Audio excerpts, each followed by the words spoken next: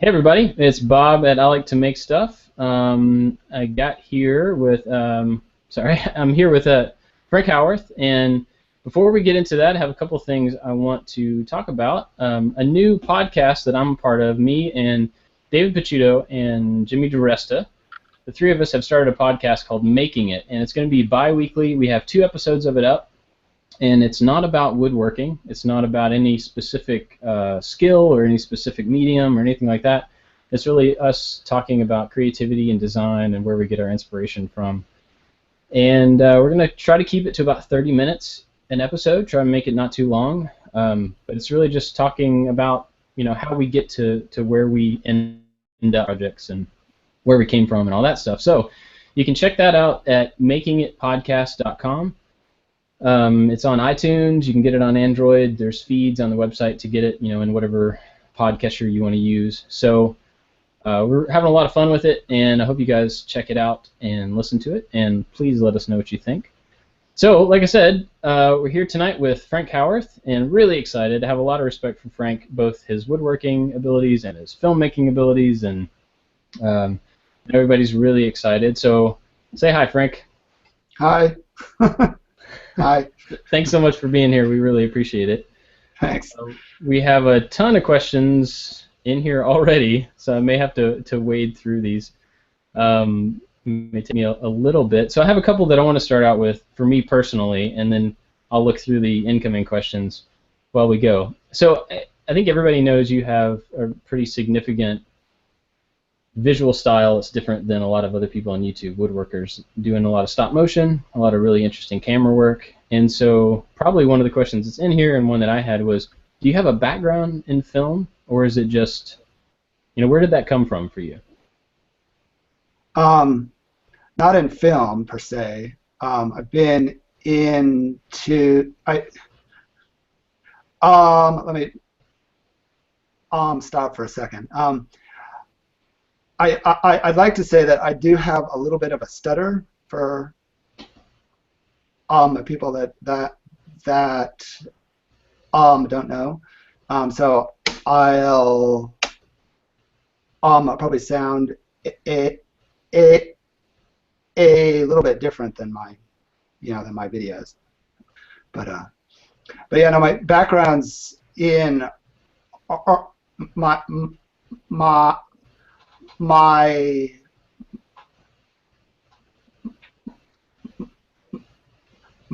background's in architecture, which is very visual. So yeah, and film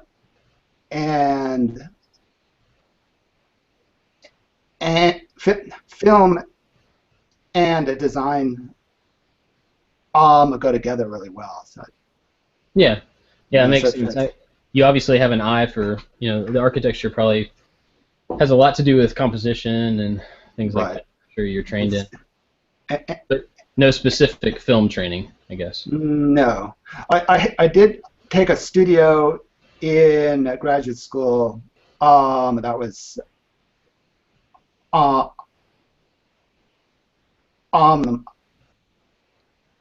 stop motion work. So gotcha. So I have there's a little bit of background there with that, but yeah, that was going to be my next question, because the stop motion is a very specific skill, and it looks like you've had some training. Right. I guess a graduate class would probably do that. Yeah. Yeah. So there's one here from Jay Bates, good buddy. Says, Frank, sometimes I enjoy making the videos more than the actual project. Are there any times where you feel the same way? Your videos are incredible. Yeah. Yeah. No, I think that's true for me too. I definitely like the woodworking, but sometimes the film project kind of takes over in a way.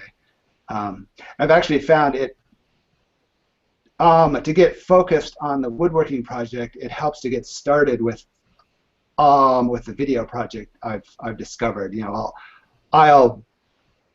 I'll I'll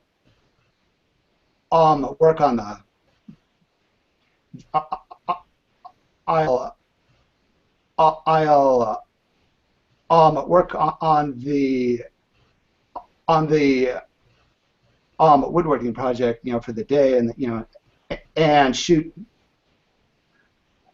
that stuff for the day, and then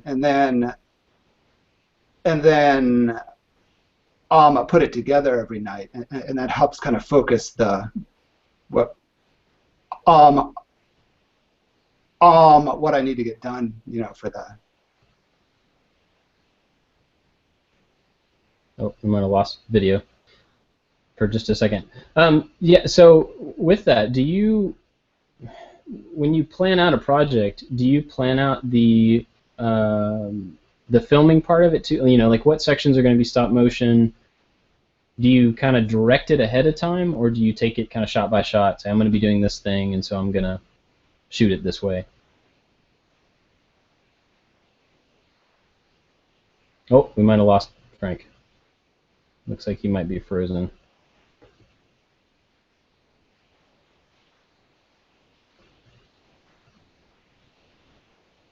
All right, well, be patient, everybody. We'll see if we can get him to reconnect. Let me try to get him back here.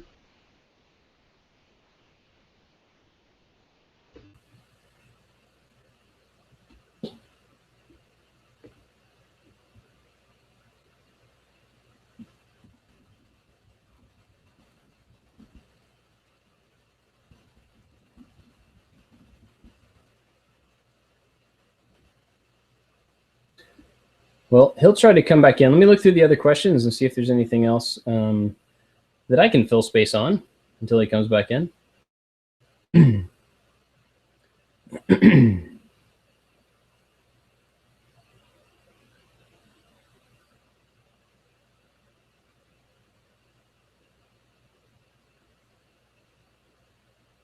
obviously most of the questions are for Frank, so I can't really answer them. Well, if anybody has any other questions that I can answer in the meantime, we'll do that. Otherwise, I don't know. We'll wait for Frank to try to get back in, and if he's not able to, or if there's a problem, maybe a connection problem on his end. So if he can't get back in, we may need to reschedule for another night. So I can go ahead and tell you about the next episode of BrainPick coming up.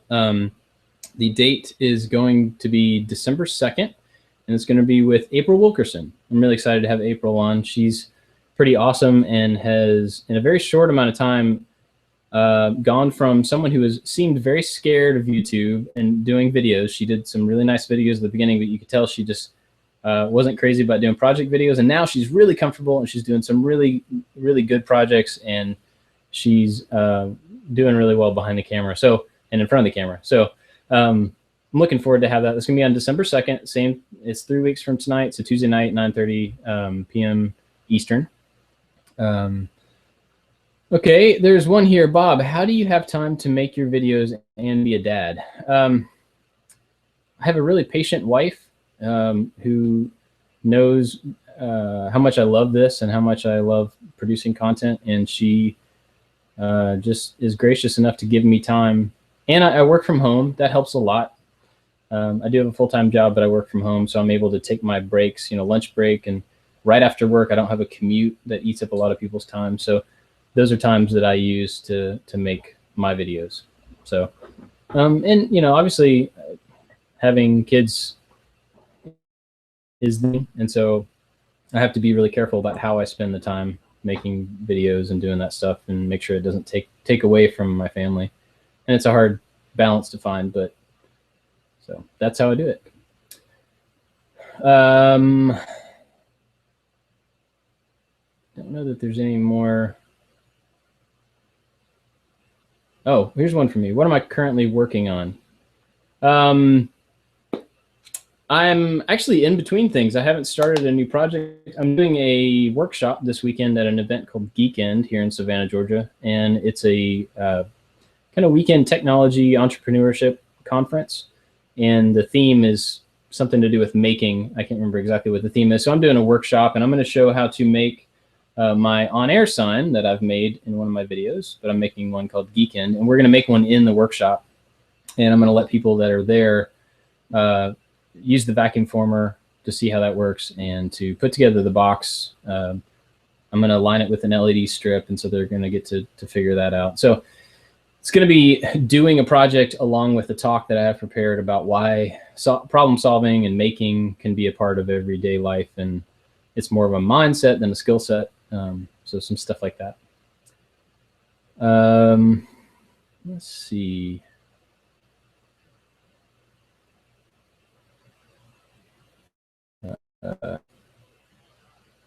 Bob, have you thought about building an adjustable height desk? Seems like it would do well in your office setup. Yes, I have. I actually had a friend of mine ask me to do one for, that would work on a desk, but then you could pull it up for a stand-up desk. And I didn't have time when he asked me, but it's been on my list since then. And that's something I definitely want to do because I've found myself standing up a lot more working. So yes, Seth. Oh yeah, hey, it's Seth. Yeah, Seth, that's on my list for sure. I don't know if we're going to be able to get Frank back. Haven't heard from him. I sent him an email, and he may have connection problems on his end. Not really sure. Let me see if I can add him one more time. And if it doesn't work, then we may do with Frank another time.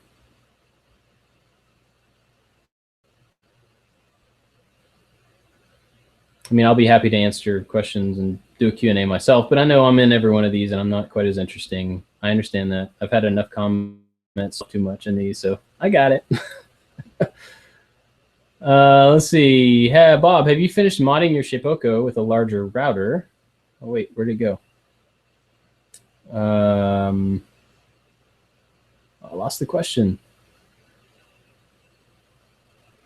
Bob, why do you do these brain picks while Sons of Anarchy is on? I'm sorry, I don't have cable, so I don't know when anything is on.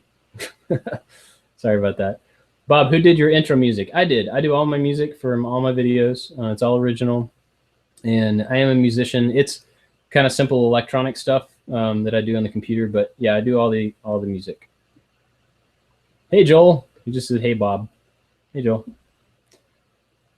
Joel is a really cool guy. He came and introduced himself at Maker Faire, Atlanta, and I looked like, because his Facebook icon is not him, and he told me on Facebook that he was going to come to Maker Faire, and so I didn't know what to expect. Anyway, he surprised me. He and his wife, super cool, really nice to meet them, and so I'm glad I've gotten to know him since then. That was really cool. He's awesome support, and is doing some really cool work himself too.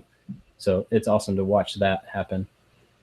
Oh wait, here's the question. Bob, have you finished modding your Shapeoko with a larger router yet? How's that going? Does it require a lot of modding to the unit? I haven't, but there's a reason. So I have the DeWalt router. I thought it was handy, but it's not. So I got a DeWalt trim router. That's what I was going to use to mod the Shapeoko. And one of the reasons I was waiting on that was because you have to have some larger brackets. For the diameter of the router is a lot larger than what's on there, so the mounting brackets don't quite fit. You know, it doesn't fit inside there.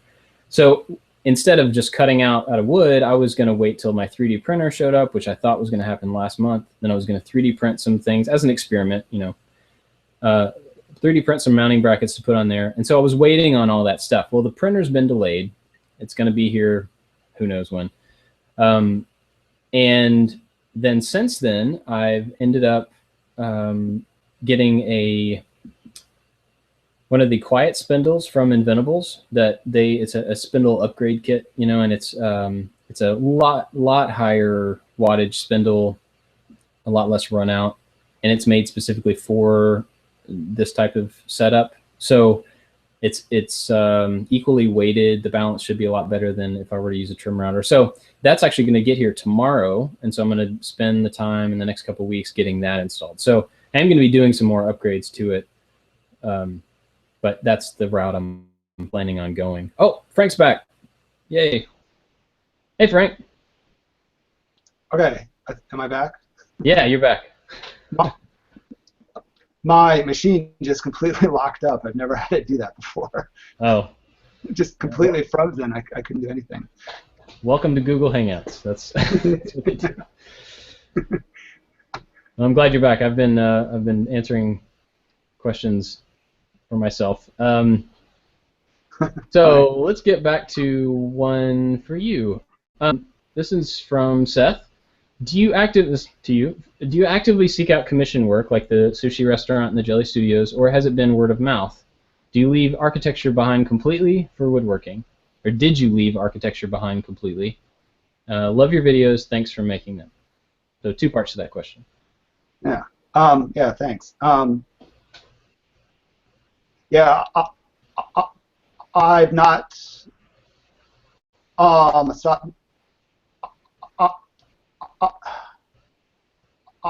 not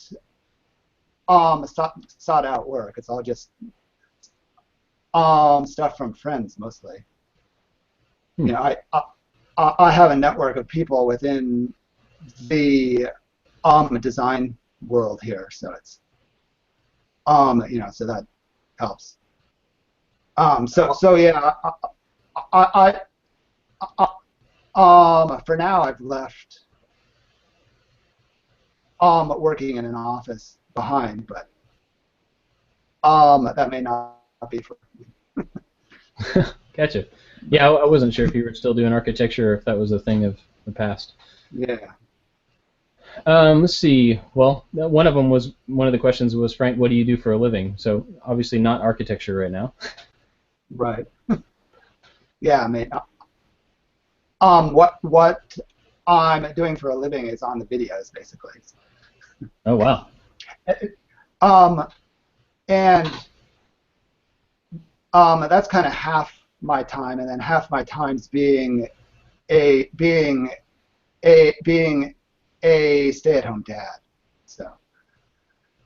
Gotcha. That's what you do for a living, right there. Right. Yeah. All right. So this one's from David Picciuto, the drunken woodworker. Frank, your storytelling skills are inspiring. Do you ever pick a project because you think it'll make a great video? Man, I think yes, but I mean, like the basement shelves were kind of that way. It was something that I needed to do, but it wasn't something that I needed to do, you know, right now. But it was more that I could see the video that it could make, and that was one where the project was really simple, and it was really more time spent doing the video with that one. But yeah, no, I try to not just do a project so I can make the video, although I've done that. You know,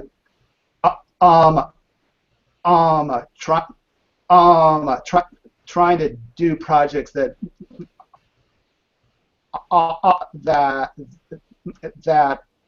I would do anyways. Yeah, it seems like a lot of the things, at least lately, a lot of the things that you've done are kind of stuff around your house. Like they're useful. They're not just like projects just because you need to do another project. They seem like they're things that are actually benefiting your home. Right. Yeah. We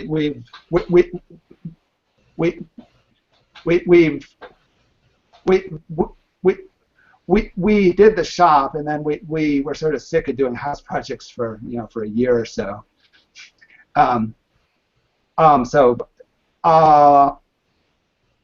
now we're back to doing some stuff in the house.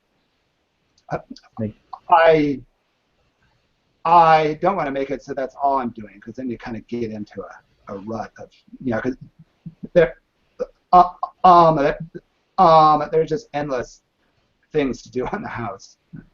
Oh yeah, always. And I found, for me anyway, I end up kind of going through phases where I'll do a whole lot of, as far as projects and project video, I'll do a whole lot of the same realm of things for a little while, and then you get burnt out on it and you move on Right. to something else. So I mean, it makes sense that you'll go through everybody goes through those, I think. Right. This one, Frank, I'm super jealous of your shop. Not a question, just a fact. I would have to second that. I think everybody's pretty jealous of your shop. All right, here's an actual question. This is from Matt Cremona. I don't know if you're familiar with Matt's work, but I just started following him today, actually. Oh, good. Yeah, he's got some great stuff. He's a really nice guy, Yeah. too. So the question was, your videos are the only woodworking videos my wife will watch with me. And at one point, she would actually watch some of my videos, so I'm disappointed that she doesn't like mine anymore. Anyway, what's the largest turning you've made, and which is your favorite? I think the largest just kind of dimension was the clock that I made this past summer that I turned on the lathe with the turning stand on the outboard side, and I've forgotten what the actual size of it is. It was pretty big, though. I remember seeing pretty large. And then some of the bowls have been pretty big. But. Just on the bowls, just because I'm curious, I have no experience turning at all. I have a lathe. You can see it right there. Oh yeah. And there's one piece of wood on it right now that I'm pointing at, and that's the only piece of wood I've ever put on it. Anyway, the number of steps that you take to do your glue ups blows my mind. How long does and I know they're all different, but how long does it take you to prepare something before you even get to the turning thing? In some of the really complex ones. I mean, yeah. I mean, it's a few days. 4 or 5 days. I mean. Some of that's because you glue things together, and you need to wait to to then do the next step, and then when you're ready to turn, it's good to just let it sit for a whole day, so it just really dries. It's really set together. Yeah.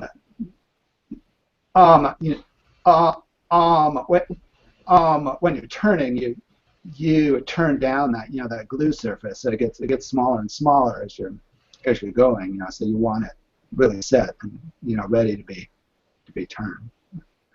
I know you've had a couple where things have broken. Have you ever had any just like really beautiful explosions of just just bolt parts going everywhere? Yes, but not so bad that I couldn't use what came off the lathe. I've had things come off, but they haven't shattered and broken into a bunch of pieces. Right. That would be probably really scary and kind of cool at the same time, I would imagine. Yeah. And that's one of the reasons I haven't touched my lathe is I'm just scared of the possibilities. I don't have any experience, so I don't. Yeah. All right, so let's see. Frank, you've mentioned having metalworking tools in part of your shop to maintain the woodworking tools. How much time do you find... Oh, I keep forgetting to click this. How much time do you find... Oh, I clicked the wrong one. Sorry, guys. They hop around. As people add questions, the questions hop around, and if I don't click one, then it disappears. I think it was how much time do you spend doing the metal work to maintain the woodworking tools? I think that was the question. I really haven't done that much, and in fact, I've kind of started to move the metalworking tools out into the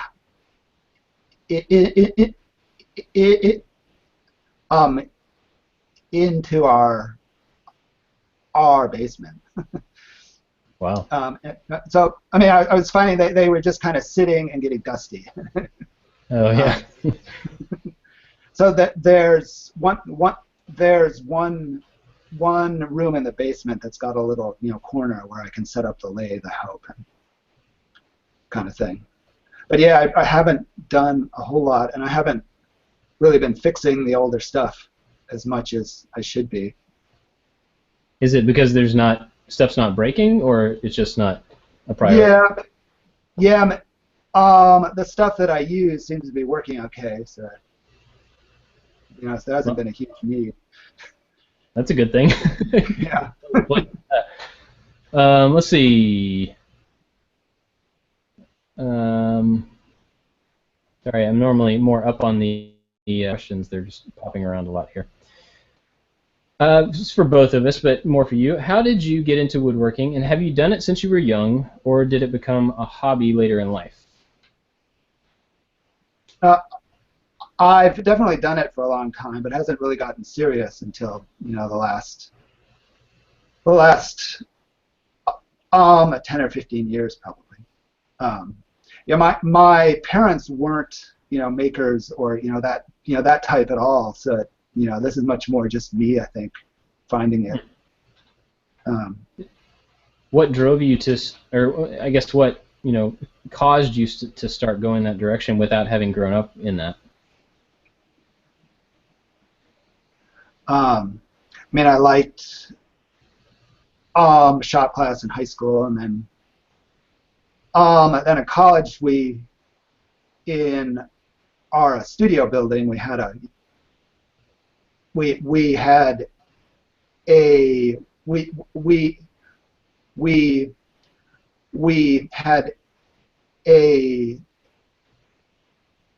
wood shop, which I spent a lot of time in. So I just kind of drifted towards that, I think. Yeah, it makes sense. So there's a couple about. Go ahead. Yeah, I had one more thought.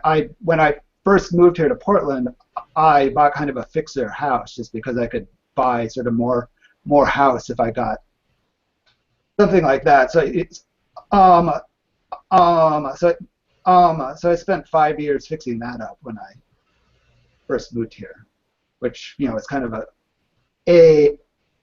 bigger project than I thought it was going to be, but it was good, for learning, building cabinets and that kind of thing.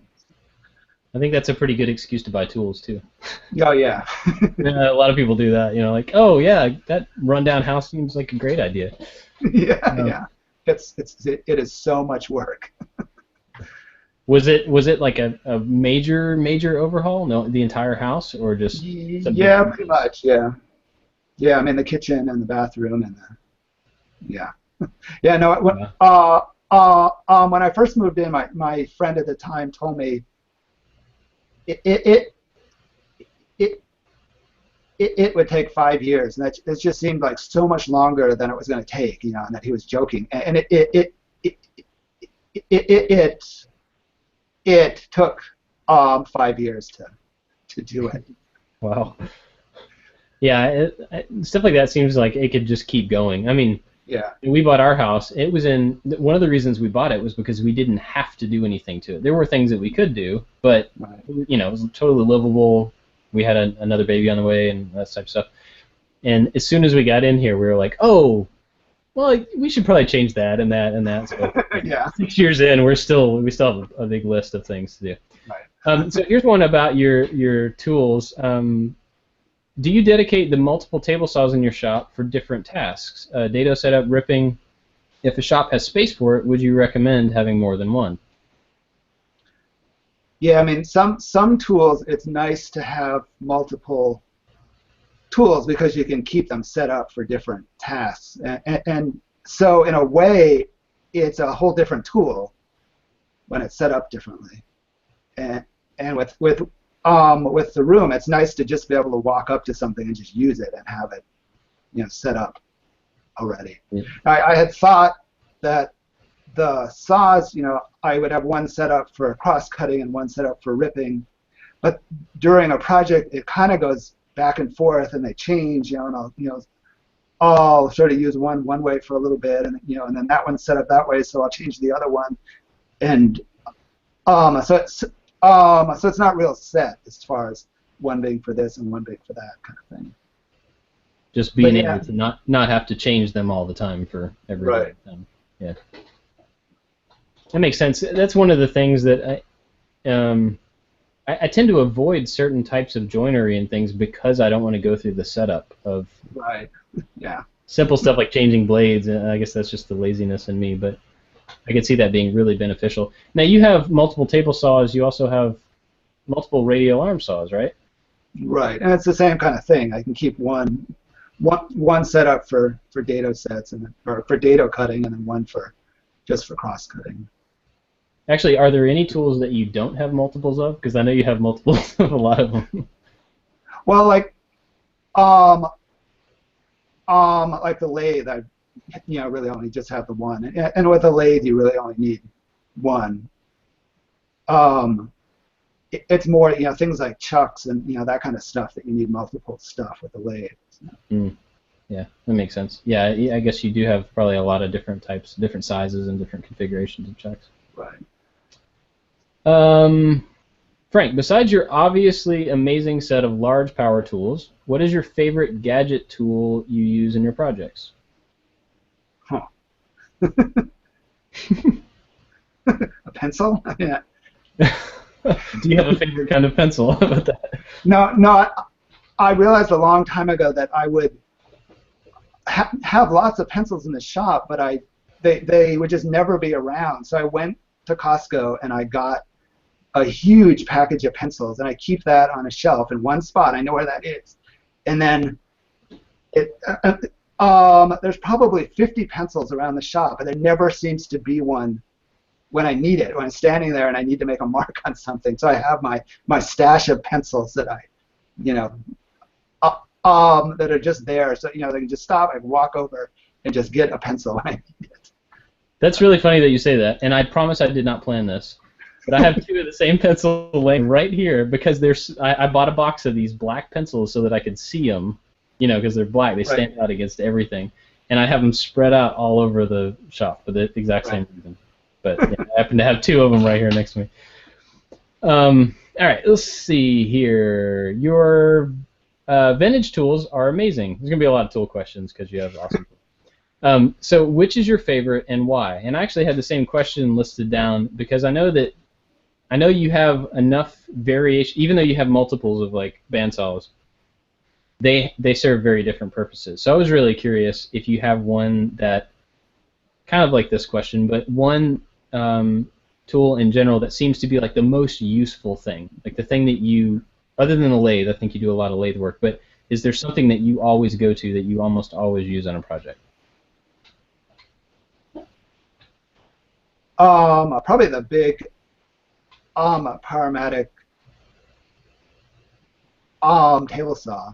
I think I use a lot, and that's the old one, which actually works much better than the newer one that I have. But it just cuts, and it just leaves a really, really nice cut, and it cuts just super easily. And I tend to use that on most things. I mean, it works both, for sheet goods and for cutting wood and that kind of thing. And then I found that I use the big bandsaw more than I would have thought. But it's just really useful for for lots of different things.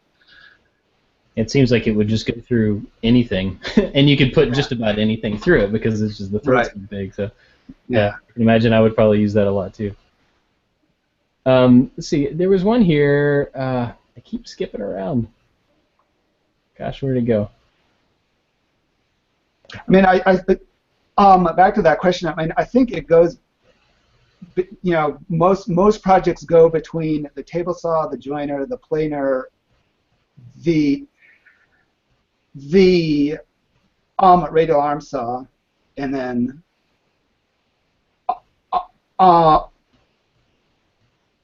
maybe the bandsaw, for specialty kind of things. But but it's basically those tools that they get used the most. Gotcha.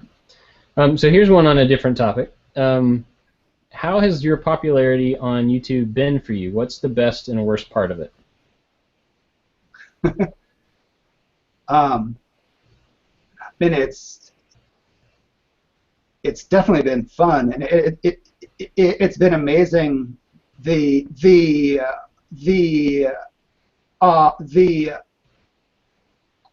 feedback that I get is, has been really good, and that's sort of one of the things that keeps me going, just because it's that part is kind of fun, but it's also kind of stressful now, because if I do something that's kind of a stupid sort of noob kind of move without realizing it, and it's out there for everyone to see, so Yeah, I think we all run into that. I do things constantly. Like, for instance, if I may cut in on your question, I was doing this project, the last project I did, I was in a hurry. You know how it is. Well, maybe you don't know how it is. When I do projects, I tend to work way faster than I need to, for no particular reason. It's just like, oh, the camera's on, I have to, shoot nails really fast or something. So I just wasn't paying attention when I did it, tilted the nail gun a little bit and had a little blowout of this nail. Well, I left it in the video because it didn't matter, and I trimmed it off, whatever. And I had, I don't know, 15 or 20 comments that day about, hey, John Hayes just put up a video about how not to have blowout with your nails, and I'm like, I'm fully aware, thank you, I understand, I just made a mistake. But yeah, people like to, I mean, at the same time, it's a very, very helpful community of some really awesome tips and stuff, so I don't mean to sound like that. No, I find the tiniest details get picked up on. So someone will see something. It's like, how did you even find that? Yeah. In the light frame video I put up not too long ago, there was a section where I had talked in the video part, but then I kind of made that really quiet during the final video, and then someone asked what that sound was, and I went back and I found the spot and I listened to it, and it's like, what is that sound? So I had to go back into the the file and actually find the little bit of sound that was sort of poking through the my voice in the video. It's like this tiny little thing. Yeah, they were probably listening in the headphones. One time I had somebody that's true. that I was cutting something, I don't even remember what it was, but it was like a super high pitch sound that in computer speakers it wasn't a big deal. And they said that they listened to it in headphones and it just about blew their ears out. And I went back and listened to it in headphones and it was awful. Sorry to whoever that was. It wasn't intentional. All right, so let's see. Let's move on to another one.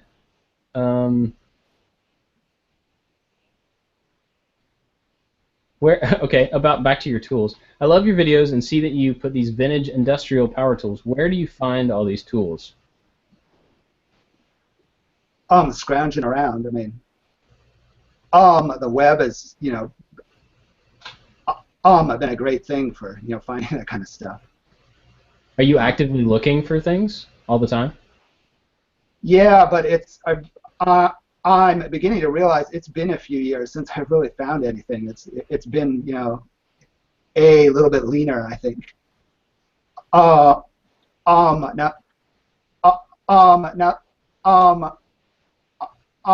that times are, sort of picking up a little bit. Yeah, people are picking up things. Do you travel very far to find, like, are you willing to travel far to find a tool if it's something that you really want, or do you stay pretty local? Yeah, I mean, I've been, in fact, most of the big stuff's from Seattle. Oh. And the bandsaw was up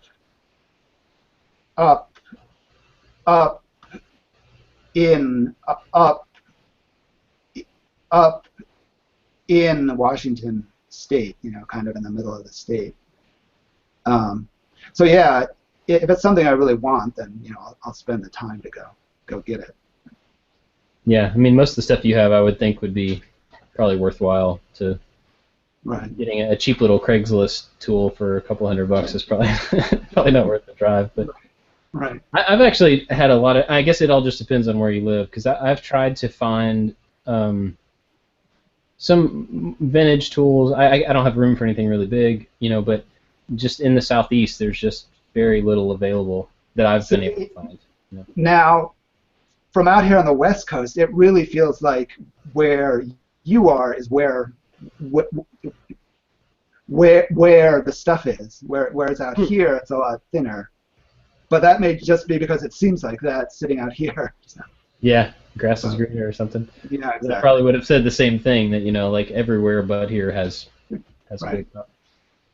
Oh, I think when you look at everything on the web, it seems like there's all this stuff, but it's scattered, all over the place. So something that's not really all that far away on the continent is really like a 5-hour drive, which is a pretty good drive to go get something. So. Yeah, and not even to know if you want to get it a lot of times too. I guess right. You have to make all that just to see if it's worthwhile. Yeah. So here's another one for you, and this is more about the video production side of things. On average, how long does it take you to edit a 5-minute video, and what software do you use? And to tack on to that, I was curious about if you could maybe talk a little bit about your process for the stop motion stuff. I know you don't probably want everybody to steal your process, but I think it'd be interesting for people. People really love that, so I think it'd be interesting for them to hear exactly how you go about it. I mean, I'm usually putting together the footage that I've shot every day, each night. I mean, not perfectly, but that's sort of the goal. And then if things are going well on Thursday night,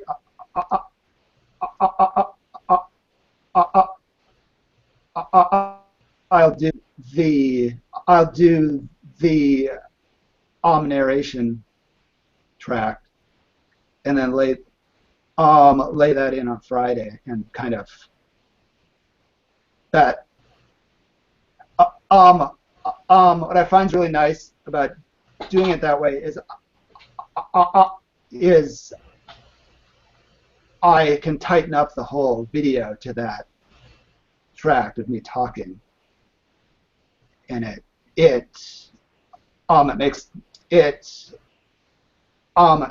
makes things move along a lot better or quicker. And then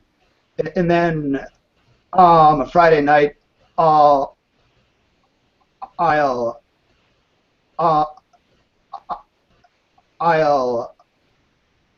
sit down with my wife and kids, and we'll sort of watch the sort of pre-final of the video. I've learned to show my wife what it is, and then really do what she tells me to do on it, because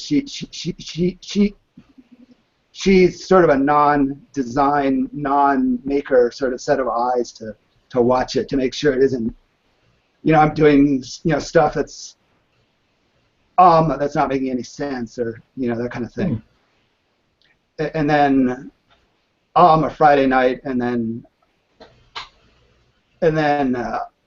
sometime on Saturday I'll sort of polish it up and kind of do the last little things to it, and then post it. Or at least that's my goal. Do you have a schedule that you post stuff on? I mean, I try to do Saturday, but it varies, from Saturday morning to late Saturday night, depending on when things get done. I know there's a lot of discussion back and forth with a lot of YouTube creators about whether having a release schedule is like a good thing, or if people don't even notice it, because right. It's possible that some people don't even pay attention. Yeah, don't even notice it. Yeah. So then with the stop motion, I mean, I can shoot most of the stop motion. I'm just moving a piece of wood, So I'll take a picture and then move something and take a picture and move, so that actually goes pretty quickly.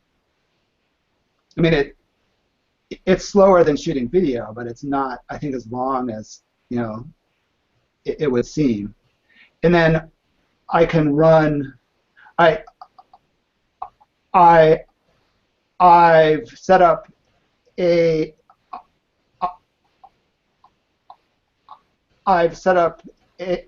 bunch of batch routines in Photoshop to kind of crop down those frames, and then from there I can bring it in. I can bring it into Premiere, and what's nice with that, and it's probably true with most software. You can bring those frames in as a as a whole little chunk, so it sort of shows up like a little video segment.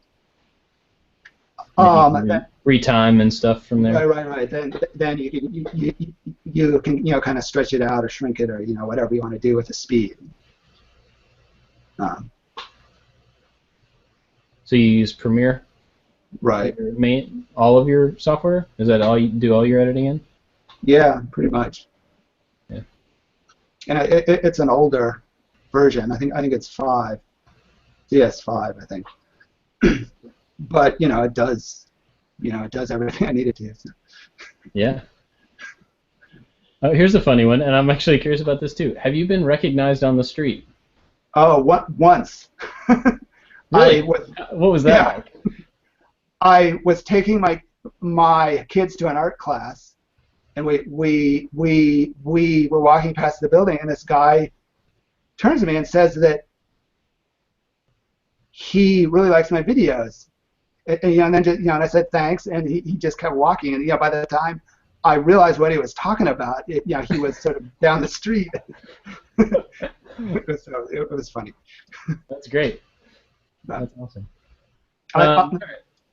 Sorry, go ahead. There's been some small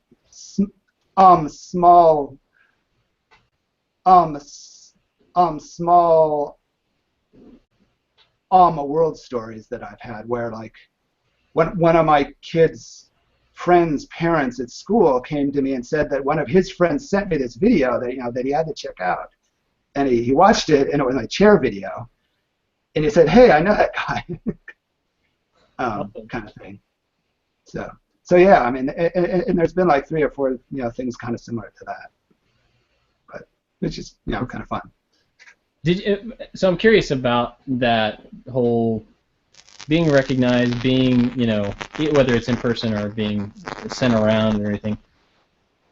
Did you, when you started making videos, obviously I don't think that was your intention, was to be recognized and everything, but did you, when you first started, did you think that would ever be the case where you would have videos that were so popular and people would know who you were and things like that? Not really. I mean, when I was starting, it always seemed so hard, and it always, you wonder how you see these, terrible videos on YouTube, and you just wonder how they're getting all the views that they get, kind of thing. And which is still true, but so when you're first starting out, yeah, it's, it doesn't seem that way. Yeah. I think it would seem for anybody starting out pretty unrealistic that ever happened to any degree, but obviously not this and this. A lot of people. So. So we've got about 10 more minutes. So okay, your voice is really all garbled and staticky. Yeah, I can't do anything about it. It happens sometimes with just different people's connections. My wife might be watching Netflix upstairs. Let's see here. I saw one about Portland, and I don't know where it was, but it was basically I've seen Portlandia. Is Portland really like that? Yes. I mean, yeah, those jokes are based on something. I mean, I mean, they certainly make it sillier than I think it is, but Yeah. but yeah, it's a fun town. I mean, It seems like it. I've got a good friend, a couple that live there, and they send me pictures and stuff. It just looks beautiful. It looks gorgeous. yeah. So there's one here about when are you going to buy your first festool? Do I see a domino in your future? Do you have any interest in I know obviously you like vintage tools. Do you have any interest in that type of modern stuff? Yeah, I mean, I'm certainly not locked into only getting old stuff. You know, it's more that you can get more for your money when you go that route. But in fact, something I've been working on, you know,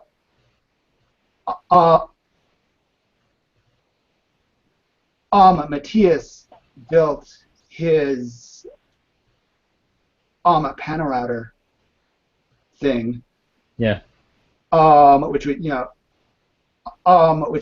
probably seen for the most part. So there's a guy in Japan who built one that's all metal. Oh wow. And he's been building them to sell. So he sent me one to sort of test out and and show in a video. So I've been doing that for the last week or so. And that's definitely a new shiny thing. Yeah, I would say so. How do you have a specific idea of how you're going to work that in? Like, do you have a certain use for that type of thing? Yeah, and in fact, Matthias's use for it was to make joints,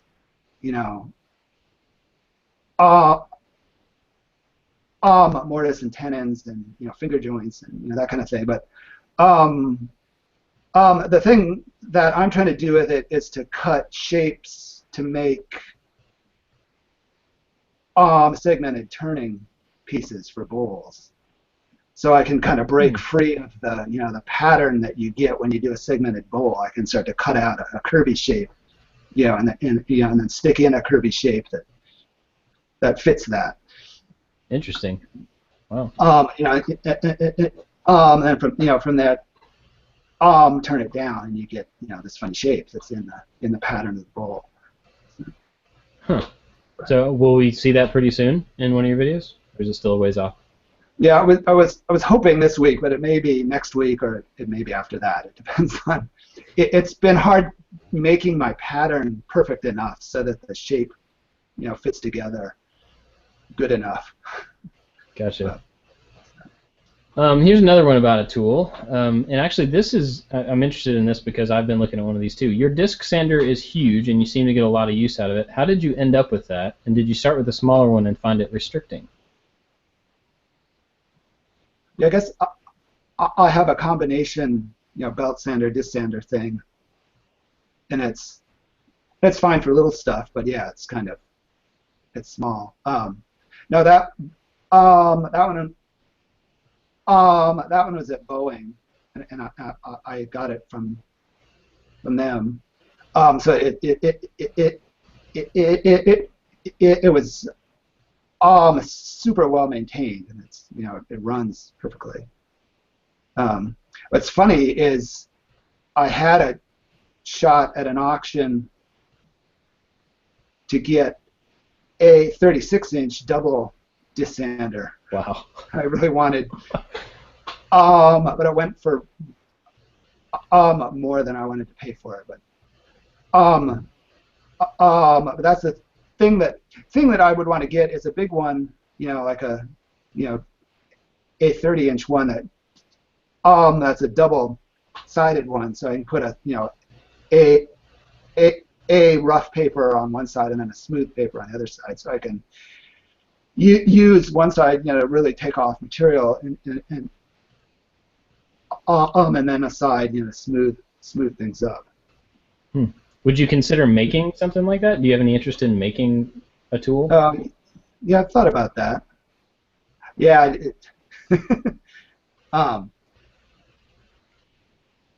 Yeah. The thoughts crossed my mind, but I haven't done it. Yeah. What I really should do is make a disc for the lathe that's like the smooth paper, and then put a really rough paper on my disc sander. Or something. I'd actually considered making and I found another couple people on YouTube that had done it to make their own disc sander, and the big thing I couldn't figure out was where to get the disc, something that's that perfectly smooth and that, just to get something that's high enough quality to be useful there. But, oh, yeah, the actual thing that you stick the paper to. Yeah. Yeah. Because if it wasn't perfectly, smooth, it just would not work.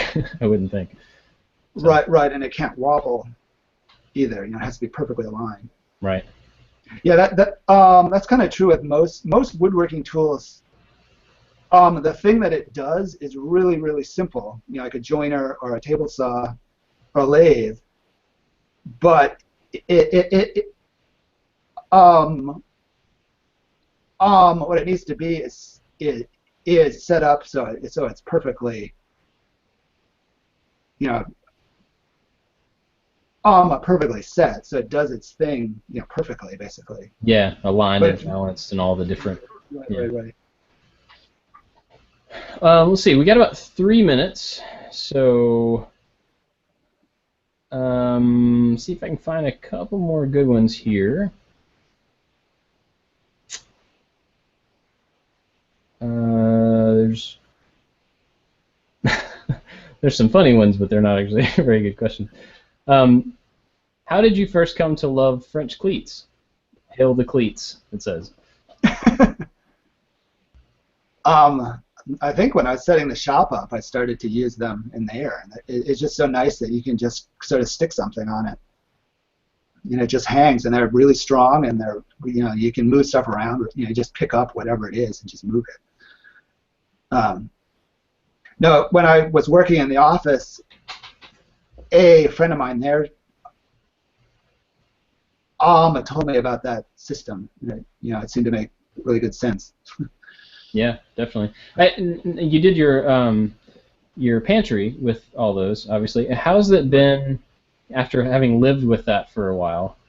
Something that obviously probably gets a whole lot of use, that room, and maybe gets adjusted. How's that been living with it? The shelves we haven't really moved. I think once you start putting stuff on the shelves, they get harder to move. You have to take all the stuff off. Right. Whereas like the smaller stuff and the hooks get moved around a little bit more. Although it's starting to kind of settle into place. I mean, I kind of found that with the shop too. I've got all the shelves move and everything, but they never move because they're kind of they're full of stuff, so they're hard to move. Yeah. But they can if I need to. Yeah. More just having that first couple months of like adjusting and things like that. Yeah. Okay. Let's see. There's another really good one here. Where did it go? Do you have any advice for someone looking to get into architecture? Don't. I mean, what I found is that it's really extroverted. It's very it's really social as a profession. It's like buildings don't build themselves. People build buildings. So so it's all about politics and kind of dealing and selling and all that. So if your second thing is being a politician, then do it. But if you're into just drawing and math and science, then just go into that. Don't go into architecture. Yeah, that makes sense. I know a couple architects, and they have varying degrees of happiness about it. Right.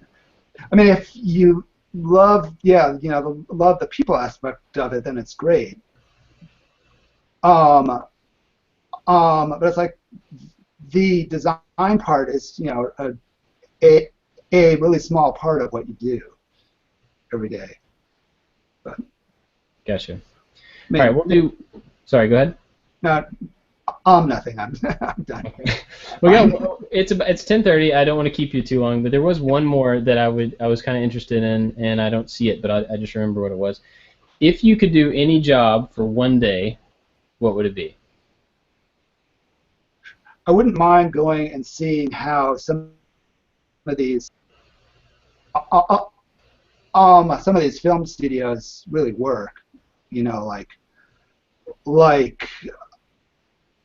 a Pixar or Leica or something like that. You know, I've sort of done the stop motion stuff and the film stuff, but I've never really seen how it really happens in in a real studio kind of thing. Interesting. Well, So, we'll talk after this, but I actually might have a connection for you to do that. all right. Really cool. All right. Well, it's 10:30. I want to let Frank go. Thank you guys so much for asking questions and being patient with the outage and everything. Frank, thank you so much for being here and for doing this. I really appreciate it, and it's great to hear from you and hear why you do what you do. Is there anything you want to tell everybody about, or anything you have coming up, or anything like that? The plan at the moment is to do the last restaurant video this Saturday, but that's the plan, anyways. Cool. And you want to tell us about it or what it is or anything?